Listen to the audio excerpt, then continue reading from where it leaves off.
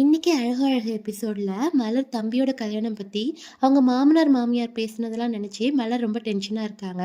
அப்ப மலர் பாக்யராஜுக்கு ஃபோன் பண்ணி இதெல்லாம் சொல்லி டென்ஷனா கத்திட்டு ஃபோனை வச்சுட்டு இதெல்லாம் யார்ட்டையாவது சொல்லி கத்துனாதான் நமக்கு நிம்மதியா இருக்கு அப்படின்னு சொல்லிட்டு இருக்கும்போது பாக்யராஜ் கரெக்டா வாட்ஸ்அப்ல ஸ்மைலிலாம் அனுப்புறாங்க. அதை பார்த்துட்டு மறுபடியும் மலர் டென்ஷன் ஆகி பாக்யராஜ் நம்பரை பிளாக் பண்ணிடுறாங்க. அடுத்த சீன்ல தங்கராஜ் வீட்டில் தங்கராஜோட அம்மா தங்கராஜ் கிட்ட உன் மச்சானையும் உன் ஒய்ஃபையும் எப்போ அவங்க வீட்டுக்கு அனுப்ப போகிற அப்படின்னு கேட்குறாங்க. உடனே தங்கராஜ் நல்ல வேலைமா நீ ஞாபகப்படுத்தின அப்படின்னு சொல்லிட்டு சுரேஷ்க்கு கால் பண்ணி மாமா என்கிட்ட பேசினாங்க, உன்னையும் மதியம் எப்போ அனுப்புகிறேன்னு என்கிட்ட கேட்டாங்க, நீ ஈவினிங் வரும்போது மதியம் காலேஜ்லேருந்து கூப்பிட்டுட்டு வந்துடு, நம்ம வீட்டில் சாப்பிட்டுட்டு உங்கள் வீட்டுக்கு கிளம்பலாம் அப்படின்னு சொல்கிறாங்க. உடனே சுரேஷ் நான் எதுக்கு மாமா அவளை போய் கூட்டிட்டு வரணும் அப்படின்னு சொல்லி கேட்குறாங்க. அதுக்கப்புறம் சரின்னு சொல்லிட்டு கடைசியாக ஒத்துக்கிறாங்க.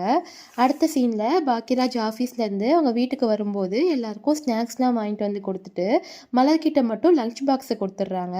அதுக்கப்புறம் கிச்சனுக்குள்ளே போயிட்டு லஞ்ச் பாக்ஸ் ஓப்பன் பண்ணி பார்த்தியா அப்படின்னு கேட்குறாங்க.